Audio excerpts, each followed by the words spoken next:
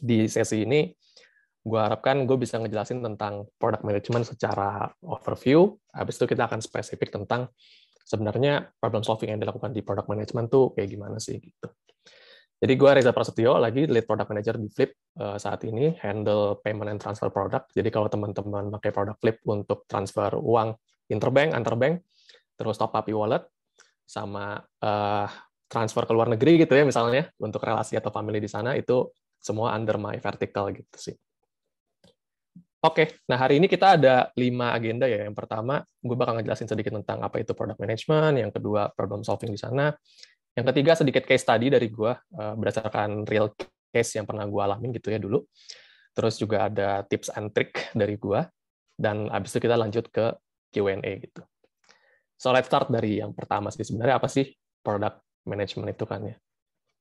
Nah actually ketika kita ngomongin product management, itu nggak jauh dari kita menelurkan suatu inovasi untuk perusahaan, atau kita menelurkan inovasi untuk memecahkan masalah pengguna gitu ya, atau user atau customer. Dan inovasi itu bisa terjadi ketika tiga hal ini bertemu gitu dalam satu titik yang sama, which is bagian teknologinya atau visibility, kemudian dari sisi bisnisnya atau viability, dan yang terakhir dari human values-nya gitu ya, atau usability, desirability.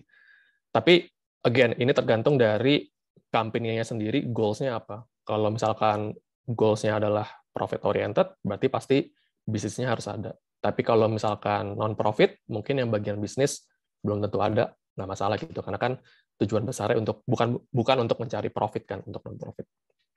Makanya dalam product management ada prinsip di mana kita harus bisa bikin produk yang usable untuk user, artinya bisa dipakai, mudah dipakai, ada yang mau pakai, visible dari sisi teknologinya bisa dibikin, bukan hal yang sangat mustahil untuk dibikin, dan dari sisi bisnis viable. Karena again, kalau misalkan company-nya mencari profit, ya kita harus bisa balance antara user experience dan teknologi yang visible, dan juga economic value untuk company, apalagi di masa-masa sekarang ya, di mana setiap orang mulai menjaga cash flow-nya masing-masing gitu. Nah, habis itu product manager sendiri ada di mana sih posisinya gitu kan? Kalau di sini kan nggak clear ya. Teknologi mungkin software engineer gitu, bisnis ya orang bisnis, marketing segala macam. Human values mungkin psikologi, terus orang-orang yang ngerti tentang user research segala macam. Nah, product manager itu ada di mana gitu kan? Nah, ini suatu gambar yang sering banget muncul lah di setiap webinar product management gitu. Oh, product manager tuh ada di tengah-tengah antara UX, antara tech, atau bisnis. Emang sebenarnya apa sih yang menggambarkan ini? Ya ini actually kerjaannya product manager sehari-hari gitu kan ya. Ya dia bakal kerja sama tim UX untuk nge-gather user feedback, melakukan user research, terus mendesain suatu solusi untuk bisa memecahkan masalah user. Berarti yang paling pertama adalah untuk menjawab usability-nya kan ya, bisa dipakai atau enggak sih si produk ini, atau ada yang mau pakai atau enggak gitu, semudah apa dipakai untuk si user. Yang kedua, bekerja bareng tim teknologi, karena again, ketika kita punya ide yang cemerlang, tapi ternyata tim teknologinya nggak bisa make it happen, ya nggak ada gunanya juga. Karena setiap ide itu kan ya, bisa dibilang akan terjadi benar-benar manfaatnya ketika kita berhasil make it happen ya kan. Which is, dalam kasus software company, itu di tim teknologi, tim bebannya gitu kan. Dan yang terakhir, yang mana bisnis tim, kita akan kerja bareng bisnis tim untuk nge-unlock beberapa business opportunity-nya. Karena kita harus mencari economic value dari value yang kita kasih ke si user. Jadi kita nge-balance antara dua itu. Nah, jadi sebenarnya kalau kita simplify, apa sih role seorang product manager? Ada yang bilang, oh product manager tuh CEO of the product. Bisa jadi product manager itu palu gada lah, apa lu mau gue ada gitu. Bisa jadi juga gitu, karena shifting konteksnya banyak banget. Tapi gue lebih suka satu quote yang gue dapat dari dulu mentor gue ketika masih jadi PM. Itu kalimat ini sih, person yang bisa ngebantu tim untuk mendeliver produk yang tepat di waktu yang tepat juga gitu. Karena ini benar-benar menggambarkan kondisi pekerjaan PM sehari-hari. Di mana sebagai PM itu ya kita nggak bisa kerja sendiri gitu. Kita nggak bakal bisa yang namanya nge-gather user feedback atau mendesain suatu solusi untuk memecahkan masalah user tanpa bantuannya desainer atau bantuannya tim UX UI segala macam. Kita juga nggak akan bisa mendeliver produknya itu di waktu yang tepat tanpa bantuan teman-teman engineering gitu kan. Kalau mereka nggak dapat buy-in-nya kita, ya nggak bakal terdeliver, dan jadinya value nggak bakal terdeliver juga kan ke si user. Dan yang terakhir juga, kita sebagai PM punya tanggung jawab, value yang kita kasih ke user, itu juga bisa kasih manfaat ke company kita gitu. Karena kalau misalkan nggak ada manfaatnya untuk company, ya company-nya nggak akan survive, yang ada malah mati gitu kan company-nya. Jadi bisa dibilang, PM itu lebih ngebantu atau nge-enable timnya untuk bisa nge-deliver produk yang tepat, di waktu yang tepat, supaya company-nya bisa survive juga itu. Gitu. Jadi usernya happy, bisa dipakai segala macam, company juga happy. Gitu. Nah sekarang, untuk menelurkan inovasi itu pasti ada suatu masalah dulu kan awalnya. Terus biasanya itu kita gimana sih ketika memecahkan masalah? Gue kasih satu contoh, kita punya 3 orang gitu ya dalam suatu kondisi. Ya sebutlah ada si R, ada si Y, sama si P. Dan ketiga orang ini dihadapkan pada kondisi yang sama sebenarnya. Pasti di pekerjaan atau dimanapun lah, pasti mereka punya yang namanya problem, dan mereka harus mencari yang namanya solusinya kan. Apa nih yang mau kita kasih ke problem ini gitu, untuk bisa nge-solve problemnya. Let's say si R ini ketika dia dihadapkan pada problem, dan dia diminta mencari solusi, dia pakai cara bikin aja langsung solusi A, solusi B, solusi C, solusi D. Mungkin at sometimes tiba-tiba ketemulah solusi yang paling tepat untuk memecahkan masalahnya gitu. Terus lanjut si Y, dia punya cara lain, yaitu dia coba tarik napas dulu gitu ya, understand dulu situasinya seperti apa sih, konteksnya segala macam. Terus setelah itu dia baru bikin suatu hipotesis, teori hipotesis, misalkan, oh masalah ini kayaknya terjadi karena A deh, karena B deh, karena C deh, misalnya. Terus dari hipotesis yang udah dia bikin, dia cari data untuk ngevalidate apakah hipotesis ini benar atau enggak. Jadi misalkan dia udah bikin hipotesis, oh ternyata problem ini mungkin terjadi karena A nih. Setelah dia cek data, oh ternyata A bukan yang bikin problem ini. Terus dilanjut ke B, divalidate lagi segala macam. Tapi si Y ini cuma mencari data sekitar mungkin ya 50 atau 70% dari data yang dibutuhkan gitu. Kayak dia nggak menggali sampai dalam banget. Habis itu dia take risk untuk udah langsung aja sikat bikin solusi. Kayak gitu. Nah, sedangkan si P ini agak mirip sama si Y, tapi si P ini orangnya lumayan perfeksionis gitu. Dimana ketika dia udah bikin hipotesis dan assumption yang ada, dia mencari data sampai benar-benar harus perfect. Nggak boleh ada data yang miss segala macam. Pokoknya semua harus terprove, disprove sebelum dia berani take decision untuk nge-build solution-nya untuk solve problem gitu kan ya. Nah sekarang sebenarnya dari 3 orang ini nggak ada yang salah gitu. Karena menurut gua orang punya cara masing-masing lah untuk nge-solve suatu problem. Mau dia jump to the conclusion juga, I think nggak ada salahnya. Cuma masalahnya adalah efisien atau enggak. Kayak gitu kan. Jadi yang mana sih sebenarnya yang lebih efisien dalam menyelesaikan masalah gitu. Kalau kita lihat dari cara tadi, sebenarnya si Y dan si P ini bisa dibilang lebih efisien. Kalau si R, itu tergantung faktor luck. Kayak bisa aja ketika dia bikin solusi A, langsung ke solve. Itu luck-nya tinggi banget tuh kalau kayak gitu. Tapi yang terjadi mostly ketika langsung, ya udah bikin aja A, B, C, D, segala macam, itu yang terjadi ya udah bakal bikin banyak hal, terus arahnya nggak jelas kemana-mana, sampai nggak clear juga sebenarnya apa sih yang mau kita solve gitu, juga malah bingung sendiri, dan jadinya malah banyak hal-hal yang nggak penting yang terdeliver ke user. Nah, jadi si Y sama si P ini lebih efisien karena mereka punya framework yang sama sebenarnya. Yang mana ini cuma 4 langkah, actually, tapi iterasi, bukan one line solution ya, one line strike gitu, kayak, oke, gue understand situasinya, bikin hipotesis, cari data validate, gue bikin solusinya, enggak. Tapi bisa jadi ketika masuk ke sesi hipotesis, masuk ke validate data, berdasarkan data, ternyata kita butuh hipotesis tambahan, itu kita bakal balik lagi tuh, muter lagi, bikin hipotesisnya, segala macam. Terus ketika kita udah build the solution pun, itu kita perlu balik lagi ke step 1 lagi, which is situation understanding, di mana ketika kita udah deliver produknya ke market gitu ya, kita akan tetap memeasure dan learn kan dari apa yang kita deliver gitu. Di mana ya kita ukur lagi apakah yang kita harapkan udah sesuai atau belum, segala macam. Nah, framework ini itu bisa dipakai untuk segala hal sebenarnya, nggak cuma di product management doang. Jadi step pertama adalah understand dulu situasinya. Jadi ketika dia akan masalah, biasanya orang ya langsung, oh yaudah kayak si R tadi kan, solusi A, solusi B, solusi C. Padahal sebenarnya kalau pengen lebih enak dan lebih tenang dalam menyelesaikan problem, ya coba ketika dikasih sesuatu gitu ya, mau lewat atasan kayak mau lewat mana, coba understand dulu nih konteksnya apa sih sebenarnya, kenapa tiba-tiba signal ini tuh muncul gitu. Nah, ketika kita udah punya konteks yang clear, kita bisa lanjut ke hipotesis nih. Nah, di hipotesis ini sangat ngebantu kita untuk ke step berikutnya sebenarnya ketika mencari data.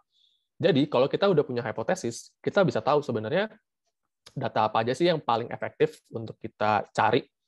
Karena kalau tanpa hipotesis, yang ada kita malah mencari banyak banget data, dan jadinya bisa jadi kita malah overwhelm sama data kita sendiri gitu kan. Dan hypothesis method ini sebenarnya udah biasa dipakai di scientific research kan. Kalau misalkan teman-teman ingat, ketika ngerjain tugas akhir pasti yang ditanya sama dosen pembimbing, hipotesa masalahnya apa gitu kan, hipotesisnya apa sih? Karena emang ketika kita mau ngelakuin research atau ngebuktiin sesuatu gitu ya, atau bring value ke orang lain, itu pasti dimulai dari masalah yang ada hipotesisnya dulu nih, kayak gitu. Dan ini juga dipakai banget sama orang-orang di management consultant. So, my first career is management consulting gitu ya. Jadi di sana gue diajarin banget di mana ketika mau solve problem, please start with hypothesis. Karena tanpa adanya hypothesis, yang ada mencari datanya malah kemana-mana gitu. Nah, next-nya ketika kita udah di posisi mencari data, itu pasti kita mulai tergoyahkan tuh, karena hipotesisnya banyak yang ternyata nggak proven, ada yang terdisprove, ada juga yang, oh ternyata bukan karena ini ya, jadi karena apa lagi ya?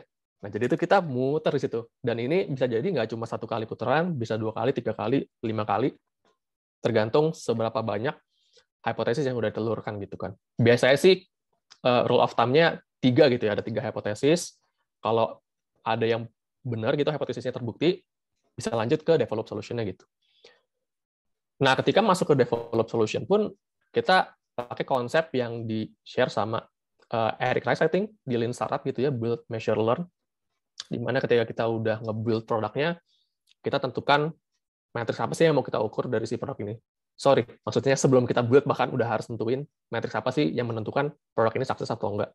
Ketika itu udah rilis ke market, kita measure tuh. Oh, ternyata matriksnya geraknya segini nih. Ternyata kayaknya nggak sukses-sukses amat, segala macam. Harus kita pelajarin, kenapa ya terjadi hal seperti itu. Berarti kan sebenarnya balik lagi ya ke situation understanding kan. Oh, ternyata ketika ini rilis, yang ini bermasalah nih. Habis itu kita hipotesis lagi. Habis itu kita build lagi segala macam. Jadi ini benar-benar iteratif proses. Atau kalau orang bilang ya ini agile proses lah gitu ya, muter-muter segala macam. Nah, tapi real case-nya tuh gimana sih di kerjaan? Karena sometimes ya udah yang ada sekarang mostly udah langsung aja bikin deh. Ada problem ini, kayaknya ide yang bagusnya ngerjainnya ini sih, ngerjainnya itu sih. Nah, tapi gue coba share satu case study yang gue alamin dulu ketika mau improve halaman registration gitu ya. Nah, jadi kita asumsikan saat ini kita jadi PM nih di video on demand platform, dan user tuh perlu register lah untuk ngelihat koleksi film-filmnya atau video-videonya. Dan let's say kita ditunjuk buat handle si registrasi ini. Terus ada beberapa feedback yang bilang, oh proses registrasinya kompleks nih, ribet, segala macam. Padahal kalau dari sisi kita ngerasanya kayaknya udah straightforward sih prosesnya, apalagi yang perlu diimprove gitu kan. Nah sekarang apa nih yang harus kita lakuin gitu kan. Biasanya orang ketika dihadapkan pada kayak gini, dibilang ada proses yang kompleks, itu akan cenderung ngelakuin yang namanya revamp total gitu. Oh ya udah ganti aja halaman registrasinya, dibikin lebih cantik lah, ditambahin desain ini, desain itu.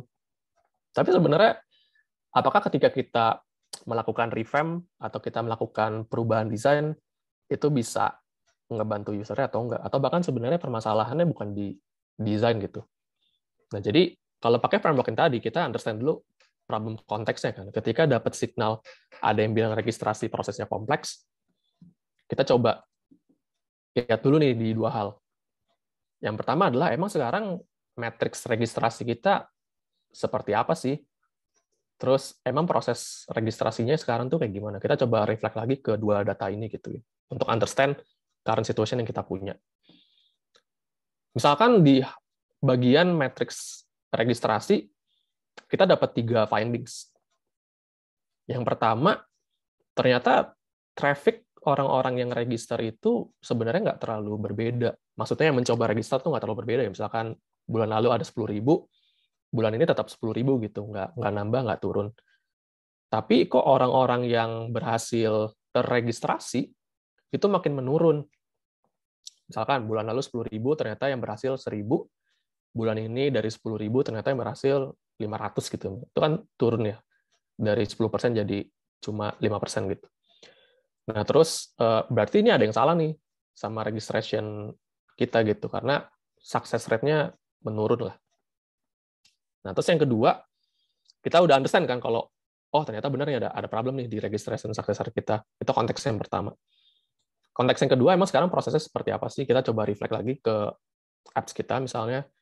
Oh, ternyata ketika user berusaha registrasi, dia ditampilin sama halaman yang kayak gini nih. Masukin email, terus next. Next-nya apa ya gitu kan. Next ternyata ditanyain username gitu. Oh, terus apa lagi ya next? Ditanyain password kan. Oh, berarti sekarang prosesnya tuh ada masukin email, masukin username, terus terakhir masukin password, habis itu usernya submit lah si registration proses ini gitu. Dan kita build hypothesis dari findings yang kita punya atau dari konteks situation understanding yang kita punya. Dari kasus tadi, kita coba bilang, let's say, oh registrasi declining mungkin karena step di registrasi proses kita tuh kebanyakan, ada 3 gitu. Dan user kalau misalkan pengen register kayak butuh 6 klik segala macam. Terus kita bisa juga nanti validate with data ke kompetitor misalkan. Kompetitor biasanya pakai registrasi prosesnya kayak gimana sih gitu. Terus hipotesis yang kedua adalah kayaknya username nggak penting deh gitu. Buat apa sih video on demand platform lo punya username? Emang kayak Twitter gitu kan yang jadi identitas segala macam. Ini kan kayak satu arah aja, kita nyobain filmnya terus udah that's it. Bukan yang kayak sosial media 2 arah segala macam kan. Jadi bisa jadi ya unnecessary. Kita punya hipotesis username ini nggak penting dan itu bisa bikin user tuh cenderung dropping ketika masukin username. Apalagi biasanya username itu kan harus unik ya. Gimana kalau misalkan nama user itu nama yang pasaran kayak nama gue gitu, Reza. Gue masukin Reza udah pasti ada yang punya gitu. Terus gue coba lagi Reza Prasetyo, sama aja pasti udah ada yang pakai lagi. Jadi mesti cari nama lain kan. Sama yang terakhir mungkin ketika ada error message, orang-orang tuh nggak ngerti ini sebenarnya errornya kenapa ya. Jadinya ya udahlah gue batal aja nggak jadi register terus uninstall deh apps-nya. Nah ini kan baru sampai hipotesis. Kita punya 3 hipotesis. Sekarang kita bisa masuk ke bagian data validation gitu. Kita coba cek ke data deh. Nah, ketika kita validate ke data, kita bisa melalui 2 cara sebenarnya. Cek via kuantitatif data untuk understand sebenarnya apa ya yang bikin user atau apa yang bisa nge-prove hipotesis kita. Tapi bisa juga kualitatif data gitu untuk understand kenapa ya user melakukan behavior seperti itu. Nah, ketika kita validate with data, ada 3 findings yang kita dapat gitu. Dari responden yang kita kasih survei gitu kan ya. 67%-nya bilang ya benar, registrasi kita tuh kompleks. Terus responden juga bilang susah buat cari username yang yang bisa diingat atau mudah dimengerti gitu. Terus yang terakhir, orang-orang juga ngerasa username tuh nggak penting-penting banget gitu loh. Nah dari sini kan sebenarnya baru quantitative data based on research kan ya, survei gitu segala macam. Kita bisa juga compare ke bagian internal matrix kita gitu. Kayak misalkan ketika kita cek username, berapa banyak sih orang yang error di sana, apakah banyak atau enggak. Kalau misalkan banyak, berarti bisa dibilang username juga benar nih salah satu penyebab orang-orang turun, jadinya dropping gitu. Nah, ketika di qualitative data, kita bisa ngelakuin interview ke user. Sebenarnya untuk orang-orang yang gagal registrasi itu, kenapa sih mereka tuh behavior-nya seperti apa? Nah, biasanya kita panggil beberapa orang, terus kita tanya, mereka tuh kalau misalkan ngelakuin progres registrasi itu flow-nya gimana, cara mereka makanya seperti apa, dan kita observe di sana. Kira-kira behavior-nya apa sih yang kita temukan. Nah, dari 3 contoh ini, misalkan user A, user B, user C, kita bisa nge-summarize ada 3 findings nih. 3 orang ini bilang ya, steps-nya kebanyakan benar, username-nya itu juga kayaknya nggak penting, dan yang terakhir, mereka tuh sebenarnya nggak bingung kok sama error message, karena kayak misalkan di user C dia bilang error response-nya clear banget kok, cuma yang gue nggak ngerti adalah banyak aja step-nya, jadi gue males gitu kan. Terus ya again kita bisa compare ke kompetitor juga, ngelihat mereka tuh cara registrasinya gimana, apakah lebih simple, apakah gimana. Nah ketika kita udah tahu nih kan, ada situation understanding-nya, konteksnya udah tahu, terus hipotesis kita juga udah dicek, oh bener nih karena username, karena kebanyakan step, dan bukan karena error response-nya yang nggak clear, kita coba build solution-nya. Jadi gimana sih supaya kita bisa nge-simplify proses registrasi kita gitu ya, supaya user itu lebih mudah untuk register. Nah, ketika di build solution, ini bisa bercabang nih beberapa opsi solusinya gitu. Oh, bisa dibikin satu halaman aja, dari 3 halaman tadi digabung jadi satu. Terus yang kedua, dihilangin juga si username-nya. Yang ketiga, tambahin deh Google sama Facebook login gitu, supaya user lebih seamless. Karena sekarang mungkin orang lebih cenderung ketika buka apps, ya udah klik aja lah logo Google-nya, nanti langsung ke login sendiri gitu misalkan. Nah, opsi solusi ini bisa dijadiin dalam satu fase gitu ya pengerjaannya. Ya udah kita gabung 1 2 3 satu phase. Bisa juga dipecah-pecah gitu tergantung dari situasi dan kondisi dari timnya gitu. Kalau misalkan timnya lagi lowong ya mungkin gabung aja semua, tapi kalau timnya lagi ada project lainnya juga, mungkin satu-satu dulu deh kita kerjain yang single page dulu. Terus nanti kita remove username-nya, 3 baru masukin Google and login. Tapi juga tergantung gimana cara kita nge-measure potensial impact dan effort yang ada gitu. Nah, ketika kita udah build solution-nya gitu ya, kita measure dan learn nih. Let's say misalnya kita udah berubah lah si halamannya jadi yang kayak kiri ini nih. Dimana user tuh masukin email, nggak perlu masukin username, masukin password dalam satu halaman, dan mereka bisa langsung register di situ, terus bisa pilih Google sama Facebook login gitu. Tapi kita nggak berhenti sampai sini kan, karena kita harus mempelajari lagi nih matriks terbaru kita kondisinya gimana. Berarti kan understanding current situation lagi kan. Oh, sekarang tuh success matrix-nya beneran naik atau enggak gitu, atau sebenarnya sama aja. Terus kita nambahin 2 function baru, sebenarnya ngebantu atau enggak, emang success rate mereka tuh gimana. Nah, ketika kita learn lagi atau measure lagi, ternyata let's say ada 3 findings yang kita temuin gitu di FB registration. Ternyata success rate-nya nggak lebih tinggi dari email sama Google. Misalkan email 80%, Google 95%, Facebook 60%, ya berarti kan kita mesti mikir lagi nih, apakah Facebook beneran dibutuhkan atau enggak gitu. Terus ternyata ada findings yang kedua, maintenance-nya tinggi banget. Kayak misalkan dari tim engineering bilang, nih si Facebook ini sering banget nih bikin user kena error, sering banget nih kita kena latency segala macam, apps kita jadi lebih berat. Terus kita dapat findings ketiga, ternyata dari sisi traffic, Facebook login itu nggak terlalu tinggi gitu. Paling sehari kayak cuma 10 orang gitu yang daftar lewat Facebook. Nah, berarti kan dari 3 findings ini kita bisa dapetin lagi suatu problem baru kan, suatu pertanyaan baru yang adalah apakah kita masih membutuhkan Facebook login ini atau enggak gitu. Which is itu another problem. Dan kita bisa bikin hypothesis lagi, terus kita bisa validate lagi, dan kita bisa build the new solution lagi gitu kan ya. Nah, ini contoh case study yang bisa gue share ketika gue masih jadi PM dulu. Dan tipsnya tuh apa sih ketika melakukan problem solving, atau tipsnya apa sih ketika menjadi PM? Yang pertama itu adalah jangan lakuin semua lewat diri lo sendiri gitu ya. Jangan semua dikerjain sendiri lah intinya. Kita punya banyak peers, kita punya banyak partner gitu bahasanya, atau teman di engineering, di bisnis, di ops, di design, di data segala macam.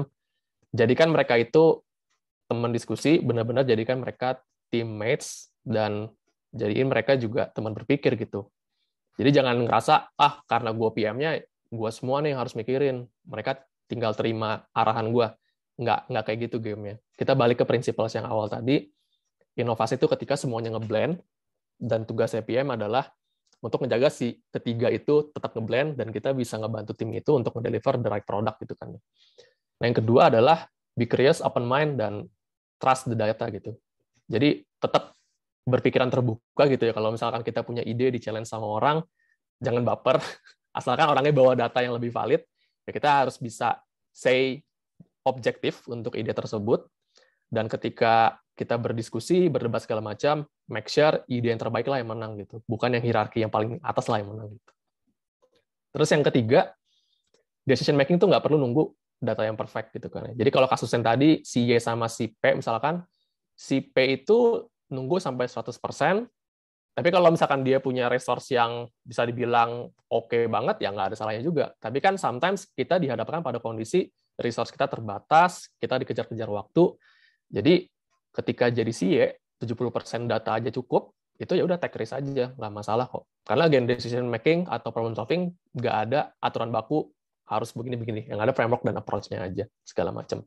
Dan kalau gue kutip dari Amazon gitu ya, di Amazon salah satu annual shareholders statement-nya si Jeff Bezos juga bilang kalau timnya dia itu harus bisa make sure untuk nggak nunggu data yang perfect gitu. Karena ketika nunggu data yang perfect, bisa jadi marketnya udah shifting, terus behavior usernya udah berubah, jadinya deliver produknya udah bukan di waktu yang tepat gitu. Terus yang terakhir, jangan takut untuk gagal gitu kan ya. Jadi bisa jadi ketika kita udah pakai approach yang bisa dibilang sesuai sama framework tadi, ternyata user juga masih belum pakai, ya jangan langsung berkecil hati gitu, tapi pelajarin lagi, measure lagi, learn lagi, kenapa ya kayak gini. Dan balik lagi, jangan dipikirin sendiri, ajak teman-teman yang lain juga untuk berpikir, karena ini produk bareng-bareng gitu kan, bukan produk lo doang gitu. Jangan karena ada statement, oh PM itu CEO of the product, jadi harus PM semua mikirin. Enggak sih, I would say lebih enak bilangnya PM itu yang ngebantu tim untuk tetap menjaga inovasinya, blend si viability, usability, sama desirability, supaya membentuk inovasi untuk user, dan jadinya kita bertugas ngebantu mereka semua untuk bisa berkolaborate gitu. Dan again, di zaman sekarang, market berubah cepat banget, jadi ketika kita menelurkan suatu inovasi, bisa jadi bulan depannya itu bisa berubah lagi, 2 bulan lagi berubah lagi, jadi ya sabar-sabar, jangan takut gagal, dan kalau misalkan gagal, pelajarin lagi, jangan baper segala macam. Dan kalau misalkan kita pengen lebih valid lagi dalam problem solving, misalkan kita udah dapat nih ya solusinya, tapi kita masih nggak yakin ini sebenarnya bisa nge-solve user problem atau enggak ya. Itu ada berbagai macam metode untuk dilakukan. Bisa jadi kita ngelakuin UT dulu, bisa jadi kita ngelakuin A/B testing, kita deliver ke 50% user dulu, terus cek kira-kira matriksnya naik atau enggak. Kalau naik, baru kita implement ke semua user. Atau misalkan kita roll out pelan-pelan gitu. Oh, ke 10% dulu, 20% segala macam. So, banyak metode yang bisa dilakukan. I think that's all dari gua untuk materinya. Gua balikin ke Hani. Thank you.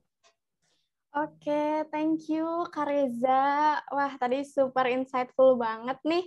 Aku juga jadi belajar, jadi nyatet-nyatet gitu, karena kebetulan aku juga rada kepo-kepo juga sama product manager gitu, terutama di problem solving-nya. Nah, setelah kita mendengar materi dari Kak Reza, boleh dong aku mau lihat reaction kalian gitu. Senang banget nih kita udah belajar bareng Kak Reza. Boleh dong raise hand. Sorry, clap hands gitu atau apa gitu biar rame, biar ada antusiasnya nih. Wih, thank you. Nah, mungkin aku sedikit rekap juga dari materi Kak Reza hari ini yang aku catat gitu ya. Jadi product manager itu fungsi itu role-nya kayak di role tengah-tengah gitu ya, kayak jadi kita belajar sama IT gitu, sama desainer, UX gitu. Dan tentunya pasti nggak cuma sendiri, tapi perlu collaborate sama other team juga gitu ya. Dan juga untuk menjawab masalah-masalah di produk gitu. Nah, tadi juga sempat aku catat cara untuk problem solving-nya itu ada understand the situation, hipotesis gitu, yang itu harus dilakukan gitu. Karena menarik banget gitu, karena dari hipotesis ini ternyata kita bisa tahu masalah-masalah kita dan apa sih gitu kira-kira solusinya gitu ya Kak. Dan juga ada find data untuk validate masalah juga gitu, ada kuantitatif, ada kualitatif, juga nge-develop atau build solution bareng-bareng gitu. Dan juga tadi tips dari Kak Reza yaitu jangan ngelakuin semuanya itu sendirian gitu, karena pasti produk manager banyak banget gitu ya yang dilakukan gitu, tapi kita harus bagi-bagi sama tim, juga discuss sama yang lainnya, dan semuanya itu supaya ngeblend gitu. Dan juga selalu penasaran sama terbuka, kuncinya juga tadi Kak Reza sempat sebut jangan baper gitu ya, menarik banget. Dan juga untuk take risk gitu ya, karena kita nggak perlu nunggu sampai perfect gitu situasinya, karena siapa tahu banyak dinamika ke depannya juga gitu. Dan juga jangan takut untuk gagal gitu teman-teman. Untuk rekapan dari aku mungkin segitu. Semoga teman-teman tadi juga dapat insight yang menarik banget gitu dari Kak Reza. Nah, aku sebelum kita ke Q&A yang di Slido, aku mau mempersilahkan nih satu orang untuk nanya langsung ke Kak Reza. Boleh langsung di raise hand. Ada yang mau nanya langsung? Oke, Piot. Piot, ada nggak? Nah, oke. Boleh dibuka mic-nya? Kedengeran nggak? Udah. Oke, Kak, thank you banget Kak Reza tentang explanation-nya. Jadi di sini aku mau tanya tentang pengambilan data nih. Nah, tadi yang kuantitatif tuh menggunakan software-nya apa? Karena kan itu by data ya nomor. Apakah pakai SPSS atau AMOS atau yang lain-lain gitu untuk mengolah datanya dari kuantitatif. Seperti itu Kak. Thank you.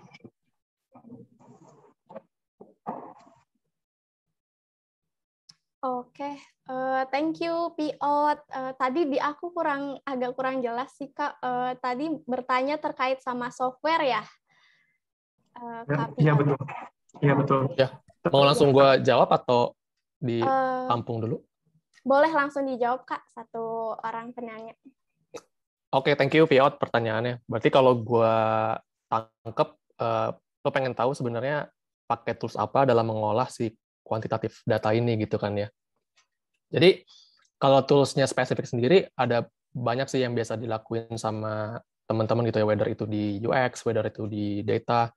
Cuma mostly kalau sebagai PM sendiri, gue lebih sering sesimpel make CSV atau Excel sih untuk ngolahnya. Jadi biasanya gue bakal ke tim UX atau tim researcher, terus ke tim data, bawa hipotesis apa sih yang gue punya, terus kira-kira data apa yang dibutuhkan, terus diskusi sama mereka, dan mereka punya cara masing-masing tuh untuk mencari datanya. Kalau misalkan tim data, let's say, kita punya internal metrics kan, itu ada di BigQuery. Ya udah mereka bakal nge-query tuh dari si BigQuery itu, dapatlah raw data, bisa mereka yang ngelakuin analisis, bisa juga mereka bakal ngasih doang ke kita raw datanya, kita sendiri nih yang analisis gitu kan, via Excel sheet tadi misalkan. Kalau ke tim researcher, itu juga bisa jadi mereka pakai caranya adalah lempar survei, cari responden, atau cari orang yang bisa diinterview, terus mereka olah datanya, dikasih ke kita, terus kita discuss lagi. Jadi kalau tool spesifiknya apa, itu ya beragam banget. Tapi kalau untuk PM sendiri, gue sih so far mostly seringnya pakai Excel atau CSV sih, atau sekarang Google Sheet lah, karena di cloud base kan sekarang. Gitu, hopefully menjawab ya. Thank you banget Kak udah menjawab. Oke, thank you Kak Piot atas pertanyaannya. Nah, teman-teman, kita langsung ke slide ya. Boleh Kak Kresna ditampilkan slide-nya? Oke, jadi kita langsung ke slide. Nah, udah ada 34 pertanyaan nih. Thank you banget teman-teman atas antusiasnya. Sebentar. Oke, wait. Slide-nya ke logout. Oke, teman-teman kita tunggu dulu slide-nya. Kayaknya ada sedikit kendala gitu. Nah, mungkin sambil kita nunggu nunggu slide-nya, boleh deh kalau gitu satu penanya lagi ya, penanya langsung.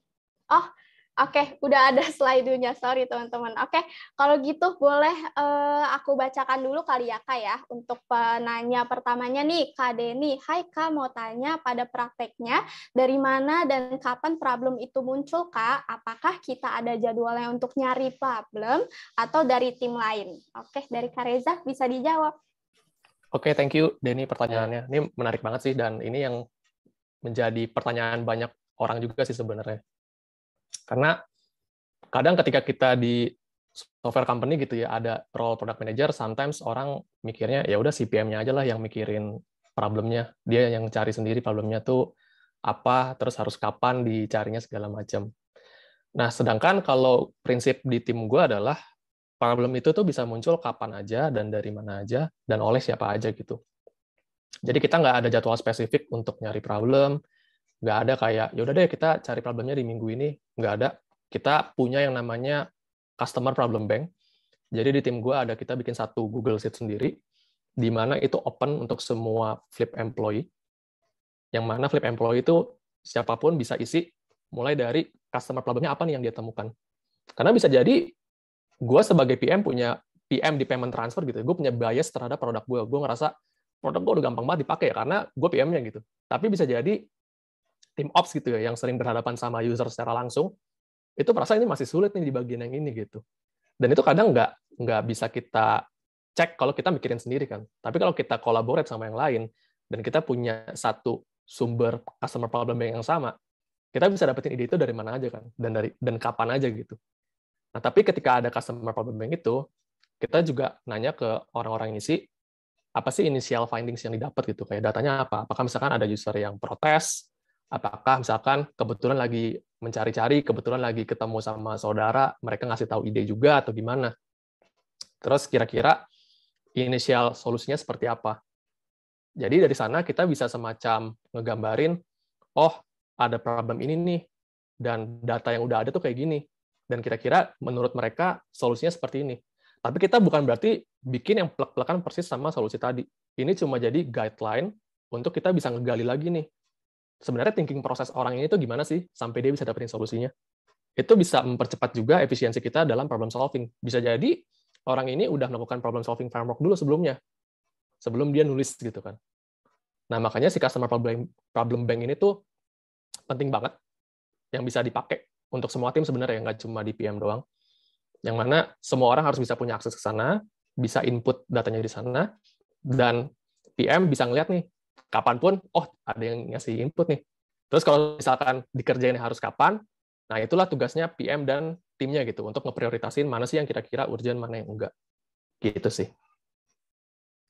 Oke, thank you Kak Reza. Semoga Denny terjawab ya. Nah, pertanyaan selanjutnya dari Radia Amirur.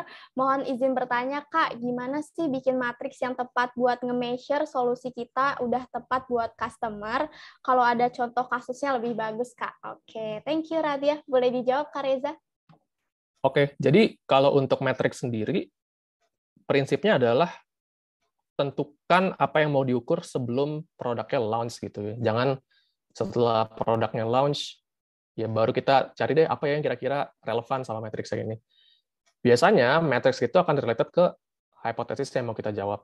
For example, contoh kasusnya kayak tadi gitu kan. Registrasi prosesnya decline nih. Let's say kasusnya lain ya. Kalau tadi kan username gitu. Misalkan kasus yang sekarang adalah kita ada 2 proses untuk registrasi, bisa pakai email, bisa pakai nomor HP gitu. Terus kita punya hipotesis, oh kalau pakai email itu nggak lebih baik daripada yang pakai phone number. Berarti kita harus punya 2 matriks ini kan untuk menentukan produk kita sukses atau enggak. Setelah kita validate with data, ternyata benar. Yang email tuh nggak lebih baik nih dari yang phone number gitu. Nah terus gimana nih cara kita nge-improve supaya si email ini lebih baik? Nah, misalkan kita tambahin fitur Google Authentication gitu, supaya mereka nggak perlu repot-repot masukin password, supaya mereka misalkan nggak perlu repot-repot ingat-ingat lagi email ID-nya apa segala macam.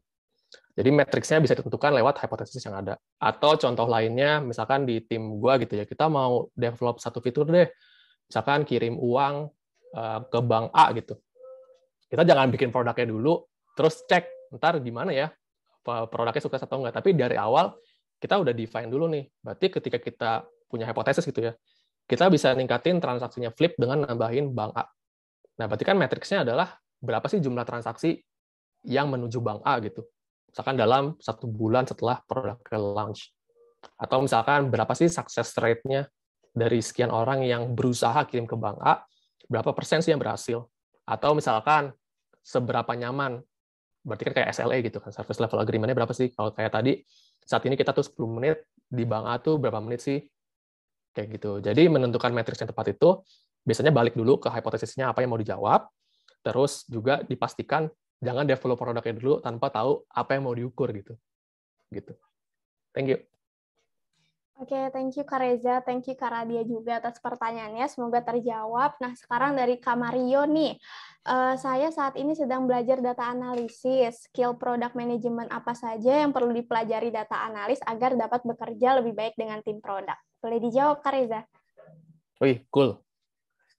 Oke, jadi sebenarnya kalau untuk kolaborasi nggak tentang data analis doang ya, tapi lebih general kali ya untuk setiap role gimana sih supaya bisa kerja lebih enak gitu sama tim produk. Basically prinsipnya sama gitu ya, jangan nganggep dia ini apa nggak setim sama gue karena gue di tim data, dia di tim produk, ya kita beda tim. Enggak. Tapi ingat kita nge-handle produk yang sama, itu sama-sama produk kita. Walaupun orang-orang bilang dia CEO produknya, bukan berarti dia CEO-nya. Again, dia cuma bisa dibilang helper gitu ya, yang ngebantuin kita semua untuk develop produk yang tepat. Jadi Biasanya sih ada 4 hal yang gue suggest untuk orang-orang. Yang pertama adalah make sure understanding problemnya itu sama gitu kan ya. Berarti ketika misalkan tim produk datang, jangan sampai siapapun gitu, mau tim data, tim designer, tim engineering, kita nggak under the same page terhadap masalahnya gitu. Jangan sampai si tim produknya ngerasa arahnya ke A nih, problemnya itu tentang A gitu konteksnya. Tapi desainer konteksnya B, data konteksnya C. Nah itu bakal nggak match tuh ketika berjalan si produk prosesnya gitu, produk development prosesnya. Jadi ketika kita mulai start mencari sesuatu atau mulai collaborate, pastikan kita under the same page on the big goal-nya, dan pastikan semuanya ya benar-benar under the same page. Dan ketika misalkan tim produknya request suatu data gitu, jangan cuma kayak misalkan dia minta, gue butuh data A, B, C, oh ya udah kita kerjain gitu. Biasanya ketika itu datanya dikasih, ntar muncul pertanyaan berikutnya. Tapi coba sebisa mungkin ketika di request data A, B, C, tanya dulu, lo butuh data A, B, C ini untuk apa? Hipotesis apa sih yang pengen lo jawab? Lo pengen ngevalidasi apa emangnya? Biasanya dari sana bakal muncul tuh baru diskusikan, oh kayaknya data yang ini nggak perlu deh, karena kayaknya udah obvious banget, user bakal ngelakuin ini. Dan jadinya kerja lebih efisien kan. Jadi seorang data analis atau bukan orang yang benar-benar hands-on ke produknya, bukan berarti kita cuma kayak, ya udah terima deh, ada backlog apa, dimasukin tas apa, gue kerjain, tapi tetap harus kritis juga ke si tim produknya sih. Siapapun lah, nggak cuma tim data analis. Gitu.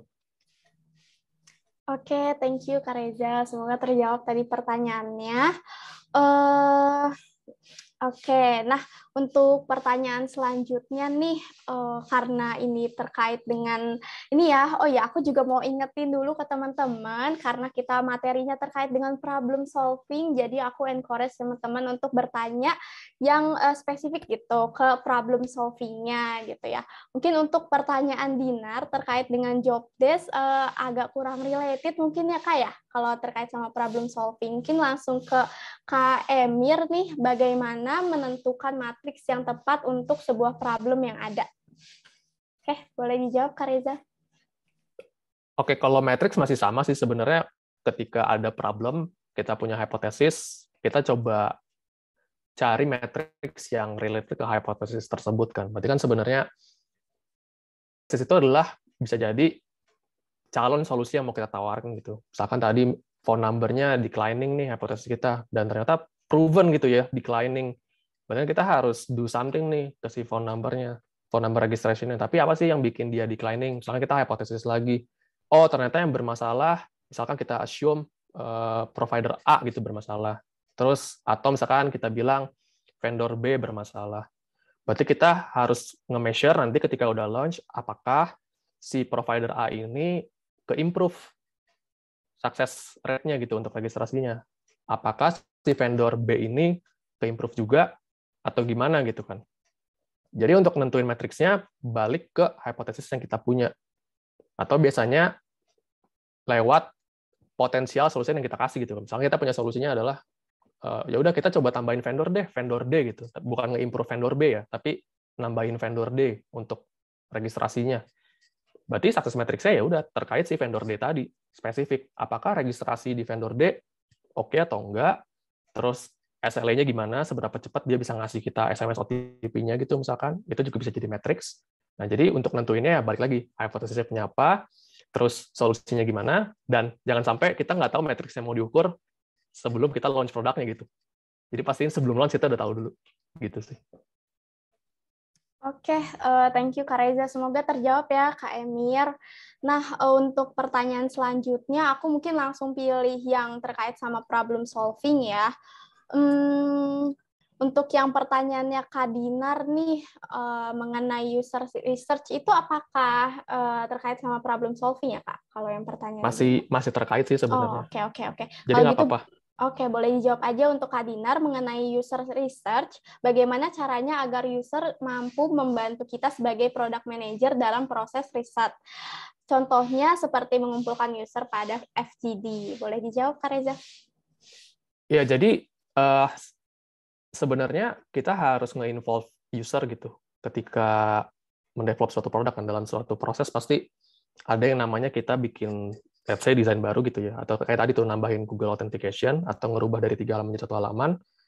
Bisa jadi sebelum kita develop, kita ketemu user dulu nih buat tanya ke mereka tuh jadi gimana sih ketika pakai produknya, kita lihat, kita observe, apakah ketika mereka melihat perubahan ini jadi lebih enak atau gimana, terus kira-kira orang yang belum tahu tentang apps kita jadi lebih mudah untuk pakai atau enggak segala macam. Nah, terus tipsnya adalah, misalkan ketika sebelum mencari orangnya gitu ya, during the prosesnya dan post prosesnya gitu kan. Sebelum mencari orangnya, kita harus pastikan orang-orang yang mau kita interview gitu ya, atau mau kita research sesuai sama problem yang kita punya gitu, atau hipotesis yang kita punya. Saya misalnya, kita ngerasa untuk kategori produk B di suatu e-commerce, itu nggak naik-naik nih conversion rate-nya. Terus kita punya hipotesis, kayaknya produk ini tuh nggak terlalu relevan untuk kalangan orang-orang tua gitu ya, orang-orang senior lah, yang umurnya 40 ke atas misalkan, atau 50 ke atas. Tapi ternyata yang kita interview malah mahasiswa gitu, atau anak SMA, itu kan jadinya nggak relevan kan, jadi nggak tepat sasaran. Jadi sebelum memulai interviewnya, pastikan orangnya ini tepat sama problem yang kita punya, dan pastikan kita udah menyiapkan area apa aja yang pengen kita ketahui gitu.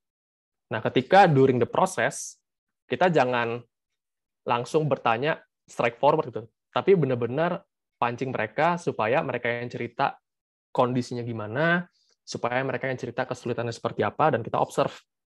Dan baru kita summarize gitu kan. Dan during the process juga, kita harus open mind gitu. Ketika user bilang, masih susah nih segala macam, ya jangan jadi batu lah ya istilahnya gitu. Jadi, kalau customer ada yang bilang masih susah, ya kita coba reflect lagi ke diri, apa yang masih susah ya. Terus kita tanya lagi ke dia, misalkan, coba Pak, coba lagi gimana caranya Bapak bisa masuk ke apps kita dengan cara login pakai Facebook misalnya.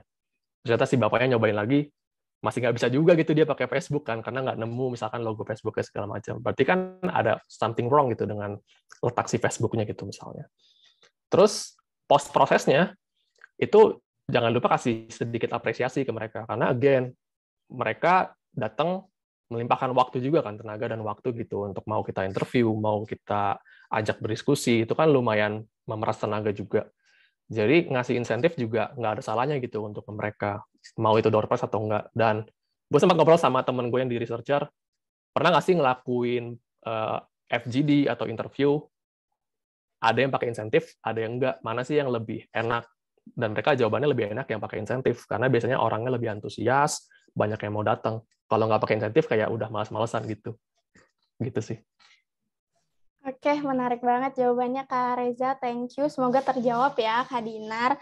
Nah, untuk pertanyaan selanjutnya, mungkin pertanyaan Kak Mirza, aku skip dulu gitu, karena belum terkait sama problem solving. Lanjut ke pertanyaan Kak Angelin kali ya. Bagaimana jika saya menghadapi bisnis stakeholder yang memiliki solusi dan konsep fitur yang berbeda dari kita sebagai PO atau PM? Any tips in communication or any way? Boleh dijawab, Kak Reza. Ya, nah, ini yang paling umum ya terjadi. Kalau sebagai PM pasti banyak banget orang yang pengen, gue pengen fitur ini dong, gue pengen fitur ini, sampai laundry list-nya banyak banget, padahal nggak tahu sebenarnya problemnya apa gitu. Jadi, gue biasanya kalau misalkan ada yang datang ke gue bilang, ada yang menarik nih, gini, gue bakal nanya ke dia, problemnya apa sih sebenarnya gitu, konteks problemnya apa, kenapa lu bisa muncul konsep yang seperti ini.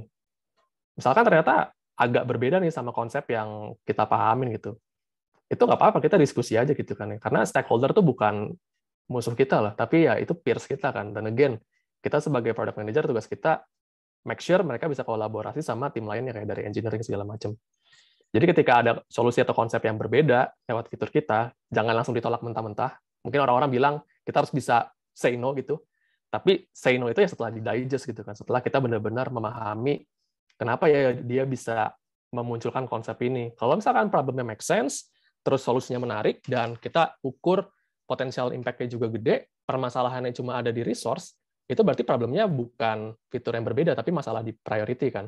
Dan cara komunikasinya gimana? Misalkan setelah kita cek, kayaknya udah nggak mungkin nih kita ngeganti prioritas, karena kalau kita ganti prioritas, shifting fokus malah jadi jelek buat engineering team, mereka jadi nggak bisa deliver dengan baik, ntar fitur yang lagi on proses malah banyak bug-nya segala macam, banyak masalah, itu kita komunikasikan aja ke stakeholders ini.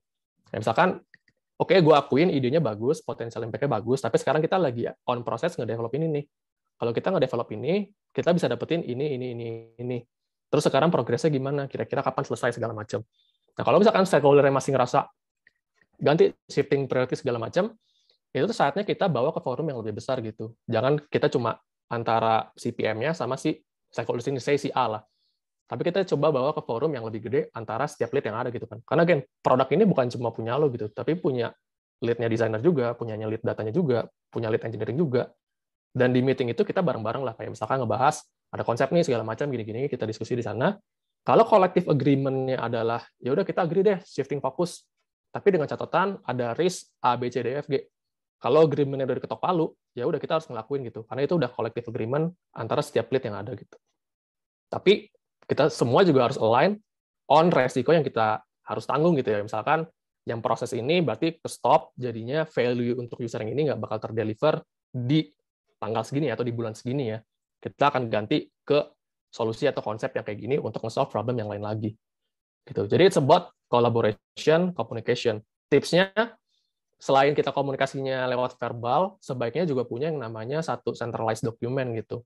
Oke, kalau di Amazon pakainya PR FAQ, kayak kita bikin konsep lewat pura-pura ada press release dari media gitu ya. Oh, kalau produk ini udah rilis di market, kira-kira media tuh bakal bilangnya apa sih? Terus FAQ-nya apa aja, dan jadikan si dokumen itu jadi single source of truth untuk setiap lead, untuk mereka cek lagi gitu ketika di tengah perjalanan, kenapa nih kita ganti misalkan priority-nya. Gitu sih. Oke, thank you Kak Reza jawabannya.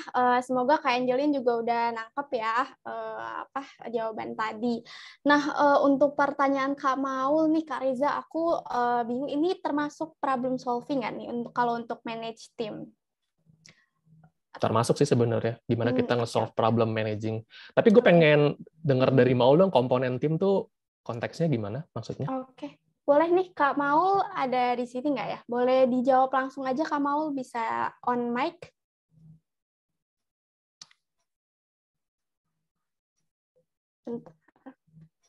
Halo Kak Maul. Ada nggak nih Kak Maul? Atau mungkin gue jawab secara general kali ya. Boleh. Jadi ada banyak cara kita ngebagi tim sebenarnya. Kalau based on teori ya ada yang berdasarkan objektif, ada yang berdasarkan daerah, ada yang berdasarkan negara. Tapi ya mungkin kan kita misalkan di startup gitu ya, di company yang kecil, gue bisa bilang ngebagi tim tuh sometimes nggak terlalu rigid lah gitu ya. Kita fluid banget. Sometimes lo ngerjain A, tiba-tiba ngerjain B segala macam. Jadi nggak ada aturan baku yang mungkin kayak agak di corporate gitu ya. Tapi biasanya timnya itu bakal punya megang satu objektif yang dia pegang gitu. Misalkan di tim gue di payment and transfer saat ini, sebenarnya proses kita ngirim uang tuh gimana sih? As simple as ada duit yang masuk ke Flip, terus kita teruskan ke user kan. Berarti ada duit yang datang, ada duit yang keluar. Ya udah, berarti cuma ada dua objektif di tim gue. Berarti ada dua tim besar nih. Gimana dia harus measure duit yang masuk ini beneran bisa masuk ke Flip dengan SLA yang kita udah jaga, which is 10 menit. Terus juga ada tim yang ngeluarin uang, nge-disperse uang. Nge-disperse uang kan bisa ada banyak ya, ada yang bisa ke e-wallet, ada yang bisa ke bank, ada yang bisa ke luar negeri. Berarti kita bagi lagi nih timnya segala macam. Dan ntar mereka juga punya objektif masing-masing. Bahkan untuk yang ke luar negeri, setiap negara tuh punya beda-beda lagi kan, matriksnya segala macam. Dan kalau misalkan produknya udah besar lagi, bisa jadi setiap negara punya tim produknya masing-masing. Itu nggak menutup kemungkinan. Tapi karena bisa dibilang kita timnya masih lean, jadi kita masih ngebaginya berdasarkan dua itu. So, biasanya ngebaginya berdasarkan objektif, user journey, atau negara segala macam sih. Gitu. Oke, thank you Kak Reza atas jawabannya. Semoga Kak Maul denger nih. Tadi sempat nggak ada juga. Oke, kita lanjut ke next question. Pertanyaannya Kak Rahmat mungkin ya. Kalau metode ini nih, hal apa sih yang menjadi pertimbangan paling penting dalam menentukan metode manajemen produk dan selling-nya? Oke. Simpelnya sih paling penting itu adalah menentukan potensial impact yang ada gitu ya. Terus effort-nya seberapa tinggi kan. Dan balik lagi ke framework yang tadi sebenarnya. Ketika kita diharapkan pada banyak fitur, kita bisa nge-prioritize based on framework yang tadi juga gitu. Understand current situasinya kita punya berapa fitur sih. Terus kita set hypothesis, fitur yang A nih lebih tinggi nih potensial impact-nya daripada yang B. Terus gimana cara kita nge-prove si fitur A ini lebih berpotensi daripada fitur yang B. Kira-kira data apa aja yang dibutuhkan segala macam. Kita cari lagi datanya. Terus effortnya gimana? Kita proof lagi lewat ngobrol sama engineering kan. Kalau ada konsep yang seperti ini, kira-kira pengerjaannya butuh berapa bulan ya, butuh berapa quarter ya. Dan dari sana kan kita validate data kan. Terus terakhir ya udah ketika kita udah dapat list of roadmap-nya gitu ya. Oh, di bulan ini kita bakal tackle problem yang ini, bulan ini tackle problem yang ini, bulan ini tackle problem yang ini. Kita coba deliver kan. Berarti kan ini kan solusinya nih. Roadmap itu sebuah solusi. Kita deliver ke tim. Nah, tim ini sebagai user kan. Oh, si tim ini happy nggak dengan roadmap seperti ini? Tim ini happy nggak dengan roadmap seperti ini? Kalau ada feedback lagi, ya kita learn lagi kan. Oh, understand lagi nih situation-nya. Oh, tim ini ngerasa kayaknya yang ini agak turun deh potensial impact-nya segala macam. Jadi pertimbangannya ya lihat potensial impact, potensial effort, terus balik ke framework approach yang tadi. Kalau untuk selling sendiri, mungkin lebih related ke go to market gitu kan ya. Dan kalau go to market itu pertimbangannya mungkin lebih banyak, tapi basically tetap impact versus effort. Atau misalkan pertanyaannya lebih ke kita lebih cocok pakai go to market yang mana ya? Apakah pakai free push gitu ya, kayak push notification, atau misalkan pakai banner yang ada dalam aplikasi, atau misalkan kita perlu paid nih kayak bikin billboard, terus kita bikin Google Ads segala macam. Sebenarnya untuk menjawab pertanyaan itu kita bisa pakai problem solving approach lagi nih. Makanya gue bilang problem solving approach itu bisa dipakai untuk segala hal, very generic gitu kan. Dan jadinya ketika udah dapat solusinya, ya udah di deliver aja dulu. Ketika udah deliver ternyata nggak works, ya jangan takut gagal kan konsepnya. Ya, kita learn lagi kenapa bisa gagal. Apakah ada data yang salah, apakah ada asumsi yang salah, atau sebenarnya ada eksekusi proses yang salah gitu ketika delivernya. Gitu sih. Oke, thank you banget Kak Reza. Semoga terjawab ya Kak Rahmat. Nah, buat ke next question, oke, bentar. Kita cari yang related to ini ya. Nah, untuk pertanyaan Kak Dien, aku tunda dulu. Kita langsung ke pertanyaannya Kak Awal nih. Hai Kak Reza, boleh minta practical tips dari Mas Reza dong terkait how Mas Reza validate the hypothesis. Thank you. Oke, sebenarnya contoh yang tadi udah lumayan praktikal. Cuma kalau ada yang bertanya berarti belum ya. Tapi mungkin lebih deep lagi kali ya di kasus yang tadi atau kasus yang pernah gue coba gitu. How to validate the hypothesis? Again, lewat dua cara tadi kan. Validate with data kuantitatif, validate with data kualitatif. On kuantitatif juga bisa via dua cara. Via internal metrics, via research. Research berarti kayak lempar survei segala macam. Kayak misalkan kasus tadi registrasi proses gitu ya. Misalkan kita pengen ngevalidate nih, apakah sebenarnya user itu merasa kesulitannya register pakai email atau pakai phone number. Let's say hipotesisnya adalah user kesulitannya pakai phone number. Let's find on kuantitatif gitu. On kuantitatif kita lihat internal metrics kita nih. Internal metrics kita adalah registration success rate. Tapi harus spesifik ke yang pakai phone number. Apakah registration success rate yang pakai phone number ini angkanya lebih kecil daripada yang pakai email? Atau misalkan benchmark-nya itu yang email berapa persen. Ternyata proven, yang pakai phone number tuh lebih rendah. Tapi kan itu kan baru dari satu kan. Nah, apakah lo pengen menjawab hipotesis yang kedua nih, kita perlu riset atau enggak? Kalau orang yang perlu perfect data, dia bakal nyari gitu. Tapi ketika ada orang yang, udah take risk aja lah. Ini udah ada satu indikasi nih, kalau phone number registrasi itu bikin susah. Dan mungkin dia take risk langsung bikin potensial solusinya apa. Tapi kalau dia masih ragu, gue pengen understand dulu sih, kenapa ya si user ini pada kesulitan nih pakai phone number. Dia bisa user interview gitu. Dia panggil user, berarti kan data kualitatif. Dia coba observe dulu, kenapa user ketika registrasi pakai phone number tuh kesulitan ya. Kayak misalkan, dia panggil orang dari provider A, provider B, provider C, terus dia minta 3 orang tersebut melakukan registrasi dengan phone number. Dan setelah dilihat, ternyata orang-orang ini yang di provider C misalkan, mereka ketika submit phone number-nya itu ngerasa lama banget OTP-nya masuk gitu, kayak nggak masuk segala macam. Dia udah coba refresh lagi, resign lagi segala macam, masih nggak masuk juga, dan jadinya dia out gitu, nggak nyobain pakai email. Nah, berarti itu bisa muncul findings baru lagi kan. Kita bisa bilang provider C ini harus di-improve nih berarti. Itu exactly the problem yang mau kita solve kan. Tapi ada findings menarik lain kan. Kenapa ya si user ketika gagal pakai phone number, dia nggak mencoba pakai email. Nah, itu muncul problem baru lagi kan. Berarti kan situation understanding kita nambah insight lagi nih. Kita bisa hypothesis lagi, bisa validate data lagi segala macam. Dan biasanya ketika kita udah punya potential solution gitu ya, kayak tadi gue bilang, kita masih nggak yakin nih sebenarnya solusinya ini bisa diterima masyarakat atau enggak.